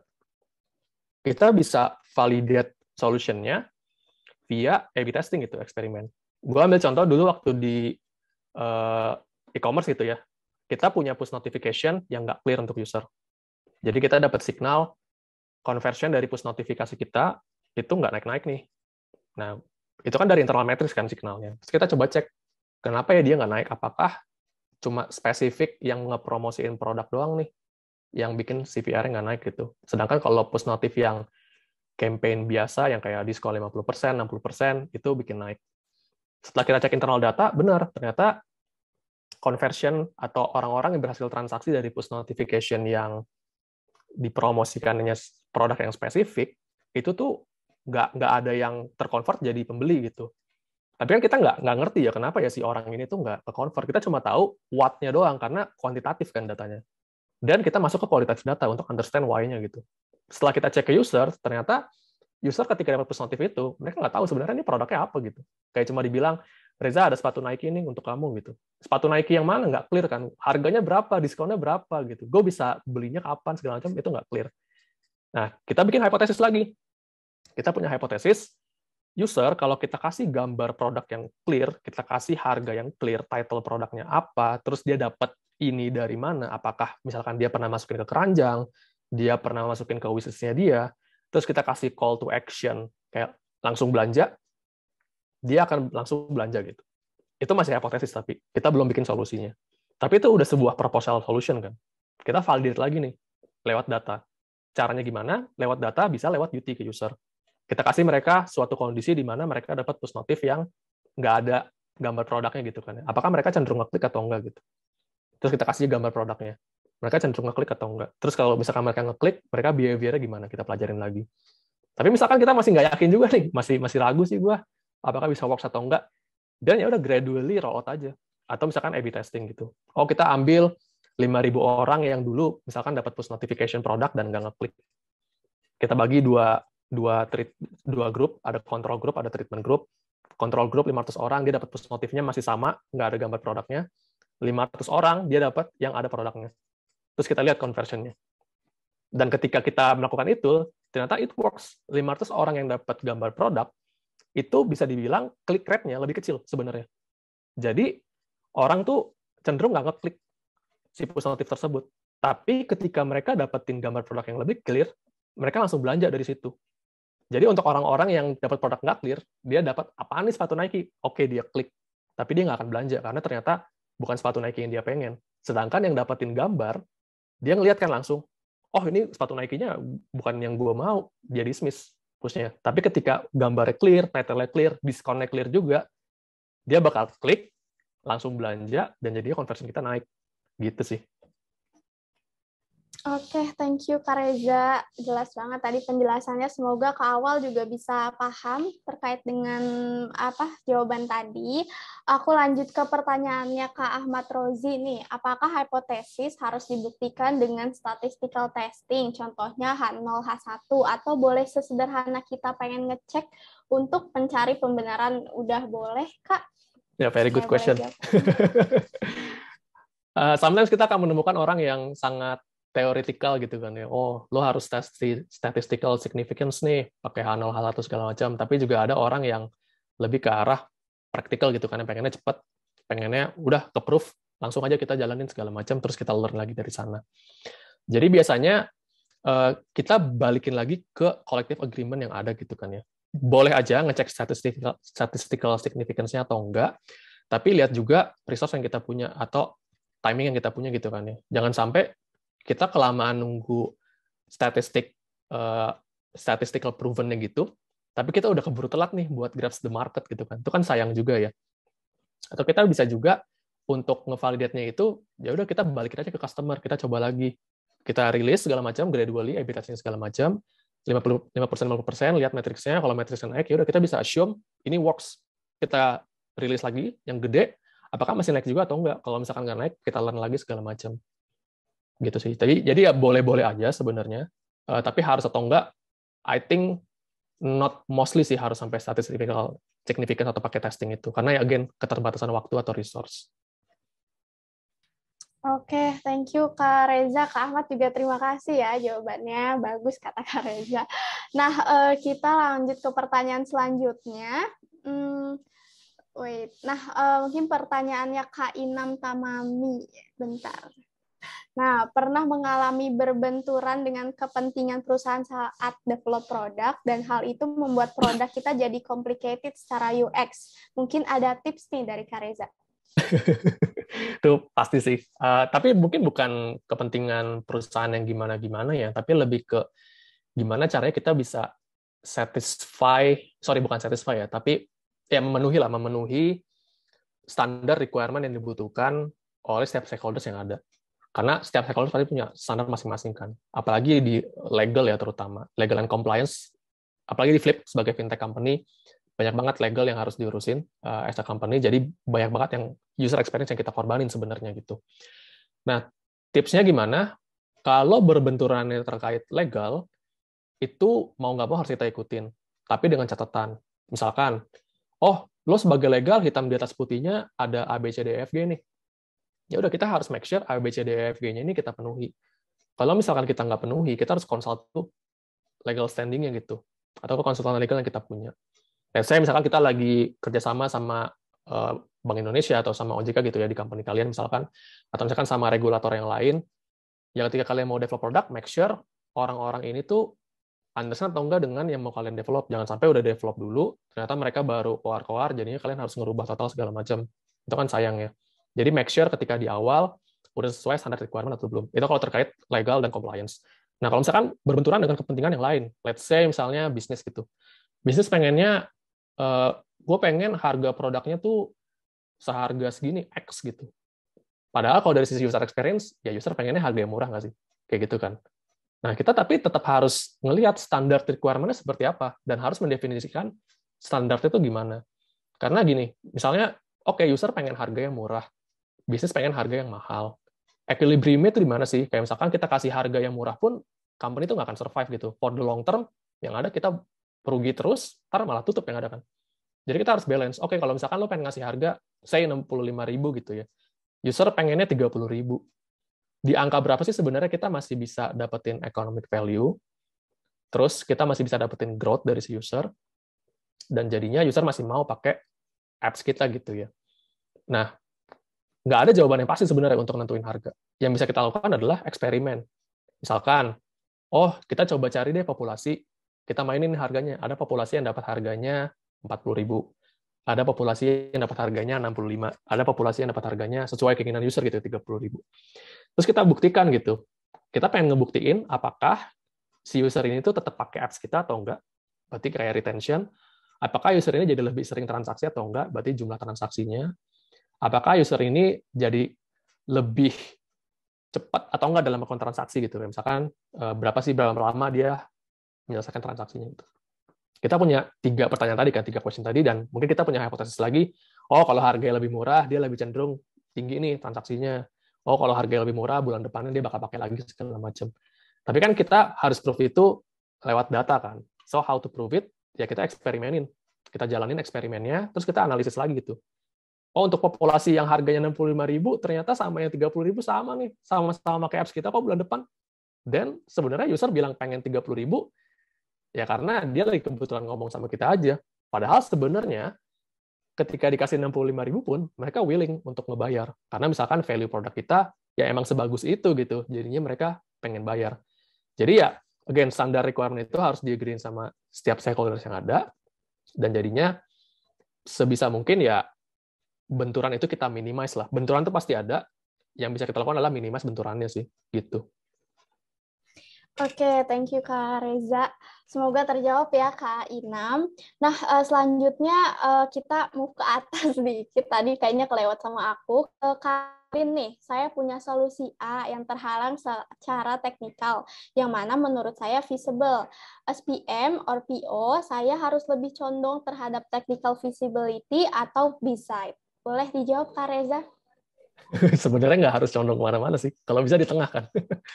Karena again, inovasi kan harus ngeblend semuanya gitu. Tapi ya, sometimes itu tergantung stage yang kita punya sekarang gitu. Kalau misalkan stage kita lebih ke baru 0 to 1 gitu ya, baru mau nge-launch produknya, ya sebisa mungkin technical feasibility dulu sih. Make sure user tuh beneran tahu dulu kita ada, beneran mau dipakai atau enggak sih produknya gitu. Tapi ya, untuk menentukan seminimum apanya value yang dibutuhkan, itu yang menjadi problem berikutnya kan. Gimana caranya make sure ya ketika rilis, bukan kita rilis begitu aja, tapi beneran ada value-nya ke user. Tapi kalau misalkan di perusahaan mungkin yang udah agak mature segala macam, mungkin akan lebih condong ke bisnis karena merasa ya udah technical-nya udah pasti bisa kok, atau nunggu sampai benar-benar technical-nya beneran visible gitu. Nah, jadi kalau misalkan terhalang secara technical, balik lagi sih, I think kita perlu collaborate lebih deep lagi sama si tim engineering, sama engineering lead-nya, misalkan kenapa nih secara technical dirasa nggak visible, apa reasoning-nya. Kayak jangan tiba-tiba dibilang nggak visible, terima aja gitu. I think kita juga mesti punya challenge ke si engineering lead, dari sisi apanya sih nggak visible, apakah dari sisi timeline-nya, atau dari sisi teknologinya yang belum ada gitu, atau dari capacity kita nih yang belum bisa untuk mendevelop tersebut. Kalau misalkan dari sisi timeline, ya kita bisa coba reach another stakeholders, kita discuss lagi segala macam, meet the standard requirement tadi, dan kalau misalkan align, oh ya udah nggak apa-apa timeline-nya mundur dikit, kita rilis segala macam, itu ya nggak masalah juga gitu. Jadi kalau harus condong kemana, kalau gue pribadi sih idealnya nggak condong kemana-mana ya, tapi biasanya yang gue lihat tergantung lagi ada di stage mana. Kalau lagi di early stage biasanya lebih condong ke technical, emang kalau udah agak kalau udah agak besar gitu ya, agak mature, lebih ke business side sih, itu yang gue lihat. Oke, thank you Kak Reza. Semoga terjawab ya tadi Kak Angelin. Nah, kita ke next question ke Kak Najwa nih, Kak Najwa Afifi. Izin nanya Kak, misal validasi kita udah benar dan ternyata itu tidak work, bagaimana mengkomunikasikan dengan stakeholder? Boleh dijawab Kak Reza? Ya, jadi ketika kita develop produk, kita rilis ke market, itu kan bukan berarti beres kan ya. Karena kita harus move the cycle kan, kita harus muter lagi nih, understand current situation-nya lagi. Kalau misalnya kita develop, ternyata turns out nggak works gitu kan ya. Jangan langsung kayak, aduh nggak works lagi, aduh kacau nih gue segala macam, gue payah tim gue gini-gini. Enggak sih. Justru jadikan itu ya learning point yang gitu. Kenapa nih nggak works? Kita balik lagi, waktu kita develop produk ini, kita pakai asumsinya apa ya? Kita nggak validasinya gimana ya? Ada validasi yang salah atau enggak ya? Atau bahkan sebenarnya problemnya bukan di cara kita ngevalidasi gitu, tapi problemnya lebih ke market yang emang udah berubah karena cepat banget. Dan cara komunikasinya gimana? Kalau di tim gue biasanya kita bikin satu simple dokumen gitu ya, kayak impact analysis document, yang mana kita ngejelasin kita produknya tuh apa sih yang kita develop kemarin, kenapa kita ngedevelop produk ini, terus success metrics yang kita harapkan tuh awalnya apa, dan setelah rilis tuh kejadiannya gimana, terus learning apa yang kita dapatkan, and what next gitu, action item apa nih yang kita punya untuk next-nya. Dan biasanya dengan itu stakeholders lebih paham sih, oh ternyata masalahnya bukan di timnya nih, tapi emang market yang berubah. Atau kalaupun masalahnya ada di tim, misalkan ada miss di validasi, ya itu jadi learning point juga kan untuk stakeholders gitu, untuk nggak ngulangin hal yang sama. Hopefully menjawab. Oke, thank you Kak Reza. Kita lanjut move ke pertanyaan selanjutnya. Kak Miswanto nih, bagaimana cara untuk memberikan prioritas yang berasal dari pengguna atau customer needs? Di satu sisi ada keterbatasan SDM, sisi lain kita menganut customer centric. Boleh dijawab Kak Reza? Ya, teori prioritisasi kan ada banyak ya, ada Eisenhower matrix tuh yang kayak urgent, not urgent, terus impactful, not impactful gitu kan segala macam. Terus ada juga teori RISE framework yang reach-nya berapa, impact-nya berapa, confidence level-nya berapa, effort-nya berapa. Itu bisa aja kita analisis based on kayak gitu kan. Kita coba hitung, oh misalkan ada 5 hal nih customer problem-nya dan ada 5 potential solution yang ada gitu kan. Masing-masing ini reach-nya berapa sih, terus potensial impact-nya kita rasa segimana, confidence level kita terhadap perhitungan kita tuh gimana, dan effort-nya seberapa besar, terus dapatlah skor akhirnya gimana, terus kita urutin, atau misalkan kita bikin matriks prioritas gitu, ternyata yang masuk adalah urutannya let's say 3, 4, 5, 1, 2 gitu ya. Itu kita coba komunikasiin lagi ke stakeholders. Stakeholders itu udah banyak banget yang bisa jadi engineering lead, bisa dari design lead, bisa dari ops lead segala macam. Dan bahkan sebenarnya kita bisa komunikasi itu sebelum si roadmap-nya itu jadi gitu. Karena pasti kan ketika kita mau bikin framework tadi pun menentukan itu, kita perlu ngobrol sama mereka gitu. Kayak misalkan, emang seberapa besar sih problemnya, seberapa banyak sih user yang kena masalah ini. Kayak misalkan problem A yang kena masalah itu ada 10.000, problem B yang kena masalah cuma 2 orang, itu kan ya nggak make sense kalau kita ngeprioritasin yang problem B kan. Pasti yang problem A dulu nih, karena bisa dibilang dari sisi impact ke customer ya lebih tinggi gitu 1.000. Tapi kita punya asumsi lainnya lagi nih, dari sisi engineering kan harus ngitung effortnya dong. Kalau untuk solve A misalkan effort dibutuhkan 1 kuarter gitu, yang B effortnya cuma 2 hari, ya udah 2 hari aja dulu. Yang penting 2 orang ini bisa tetap balik ke apps kita misalkan. Daripada bro yang A 3 bulan jalan, tapi yang 2 orang ini ntar nambah lagi jadi 4, nambah lagi jadi 6 segala macam, itu kan nggak baik juga ya. Tapi again, sebelum memulai prioritasasi, balik ke customer problem bank, analisis dulu segala macam, udah dapat initial solution-nya, coba bikin perhitungan segala macam, mau pakai RISE framework, mau pakai matrix prioritasi, itu bisa, as long as itu udah dikomunikasikan ke stakeholders, cara ngitungnya segala macam, dan terakhir ketika udah ada prioritasnya gimana, yaitu dikomunikasikan balik lagi. Ini kita akan melakukannya ini ya. Agree or not, kalau agree kita jalan, kalau enggak ya kenapa, diskusi lagi segala macam. Kira-kira gitu. Oke, thank you Kak Reza. Semoga pertanyaannya tadi sama Kak Miswanto ya, semoga terjawab Kak. Nah, mungkin pertanyaan yang anonimus nanti aku bacakan kembali karena aku lagi memprioritaskan pertanyaan terkait dengan problem solving. Kita langsung move ke pertanyaannya Sabrina nih. Kak Sabrina nanya nih Kak, penasaran bagaimana pengalaman di manajemen consulting dapat membantu Kakak untuk problem solving dalam product management. Boleh dijawab Kak Reza? Pertanyaannya menarik banget. Iya. Membantu banget, to be honest, membantu banget. Karena approach di management consulting tuh sangat sama, bisa dibilang, sama approach-nya product management gitu ya. Understanding the context dulu, terus kita build hypothesis, kita cari data untuk validate it, dan kita develop solution-nya. Mungkin yang agak beda adalah ketika gue di consulting, develop solution tuh maksudnya adalah memberikan rekomendasi gitu ya untuk klien. Tapi kalau di product management, develop something itu artinya ya build the product for customer gitu kan. Berarti make sure ya ini beneran launch, beneran dipakai sama usernya. Sedangkan kalau di consulting ya kita cuma kasih rekomendasi, terus ya bye-bye gitu misalkan ya. Nah, itu ngebantu banget dari sisi 2 hal sebenarnya, dari sisi problem solving dan communication.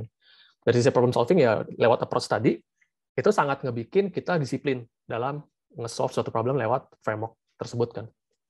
Jadi ketika di consulting, kita pasti sebelum nge-deliver rekomendasi, kita pasti ditanya dulu nih, hipotesisnya apa sih? Terus datanya yang dipakai itu apa? Emang hipotesis tree-nya seperti apa gitu? Biasanya itu ditanya seperti itu kan. Dan datanya tuh dapatnya yang kayak gimana? Kenapa lo bisa bilang hipotesis ini valid atau enggak, segala macam.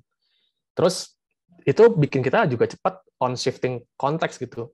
Karena ketika di consulting, kita dihadapkan pada klien yang berbeda-beda, sama di product management juga, kita didapatkan pada stakeholders yang berbeda-beda kan. Ngobrol sama engineering, ngobrol sama design, bisa jadi ngobrol sama legal dalam satu hari yang sama. Jadi switch konteksnya lumayan cepat dan itu ngebantu.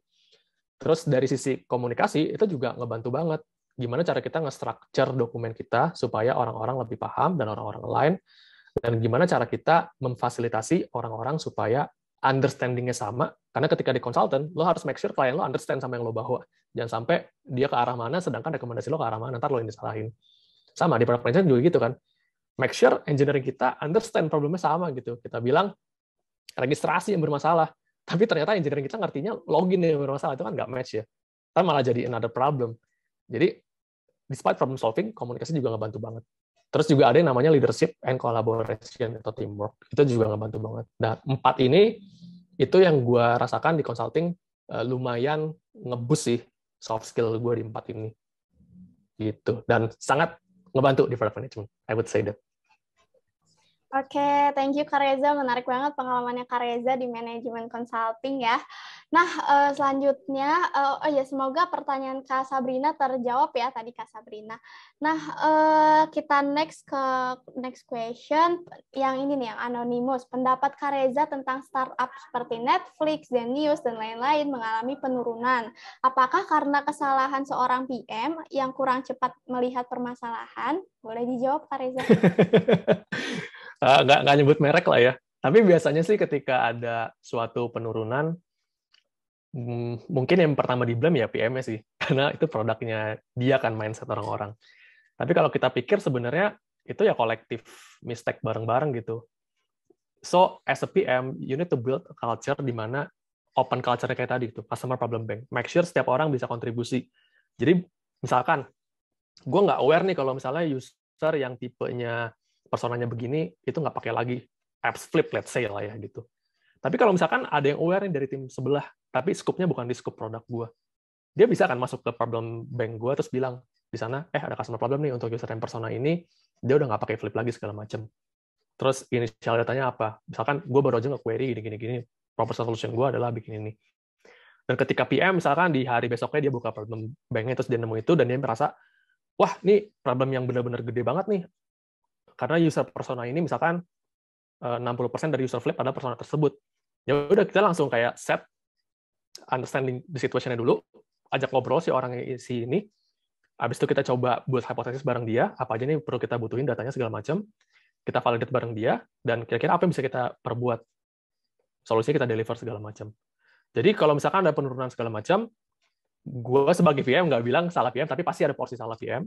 Tapi bisa jadi itu kolektif kesalahan bersama gitu. Ketika misalkan PM-nya udah ngebikin culture untuk open gitu ya.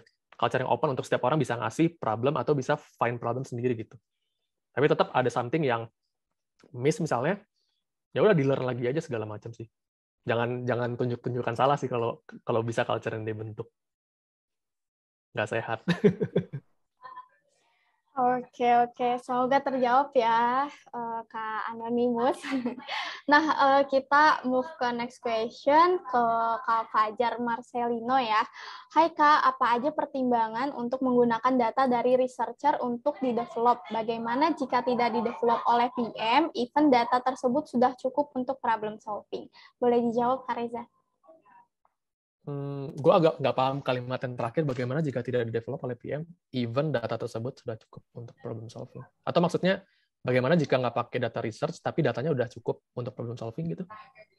Mungkin kita bisa persilahkan dulu kali ya ke Kak Fajar. Ada Kak Fajarnya nggak di sini? Kak Fajar Marcelino mungkin bisa langsung tanyakan saja pertanyaannya. Halo Kak Fajar. Halo Kak, Oh, oke. kedengeran nggak? Boleh. Iya, kedengeran. Langsung aja ya. Jadi aku sempat pernah ngalamin sendiri tuh sebagai intern di researcher gitu ya. Dan hasil research kita itu udah cukup valid, bisa dibilang udah cukup valid. Cuman nggak di-develop oleh tim produk gitu. Pas kita udah present hasilnya ke tim produk gitu. Oke. Penjelasannya. Oke, jadi lebih ke kita udah ngasih some insight gitu ya ke tim produk, tapi kok nggak di-develop gitu ya. Nah, kalau dihadapkan pada kasus kayak gitu, gue biasanya bilang ke peers gue sesama lead untuk nge-challenge product manager-nya gitu ya.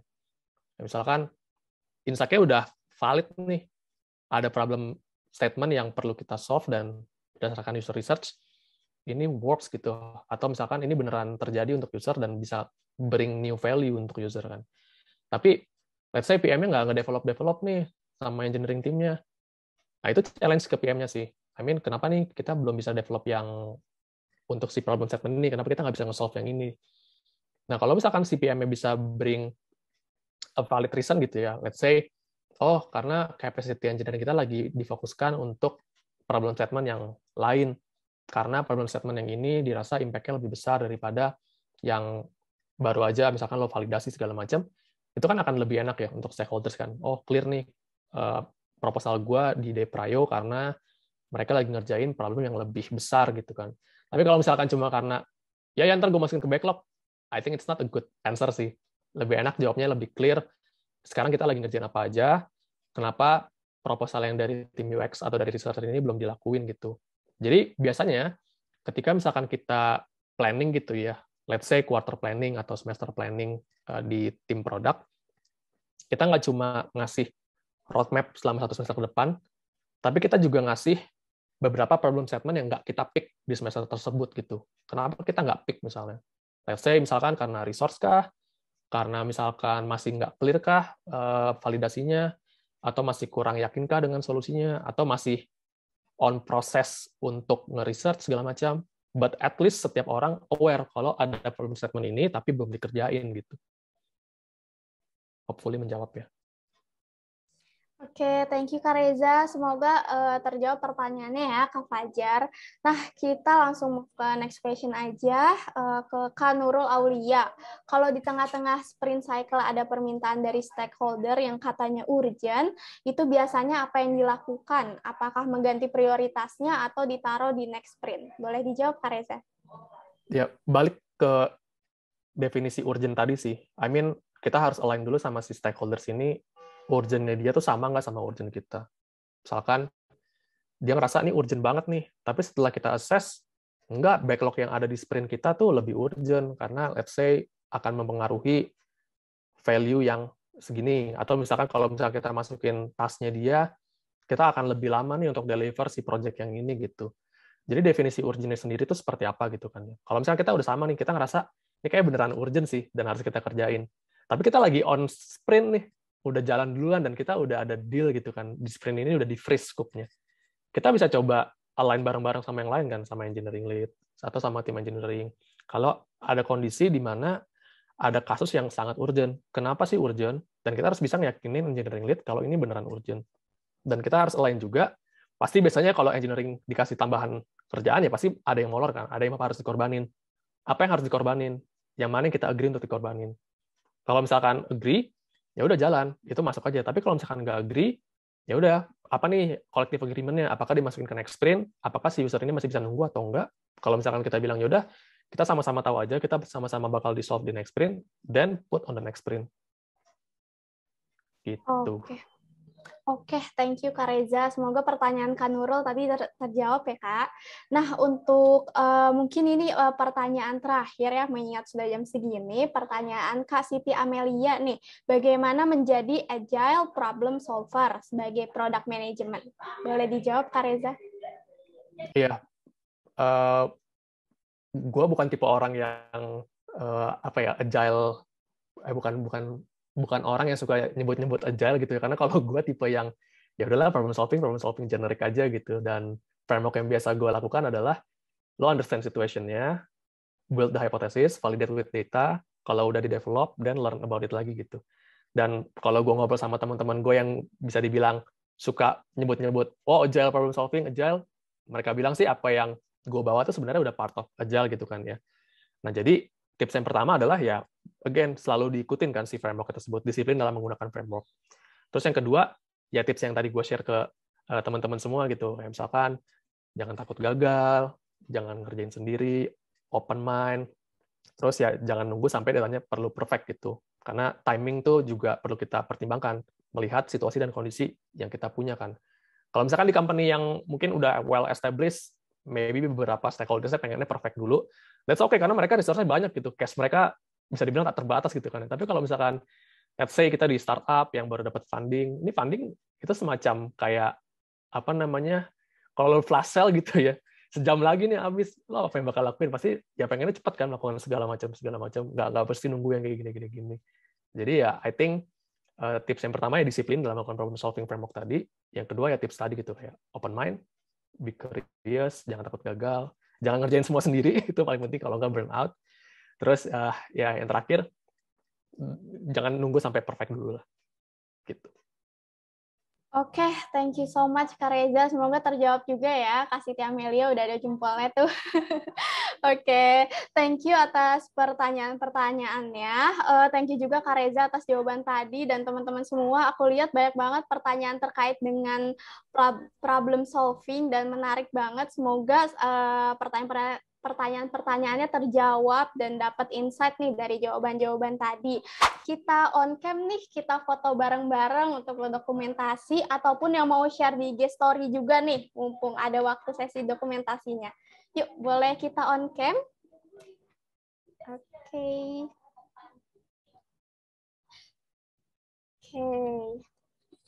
Nah, udah pada on cam ya.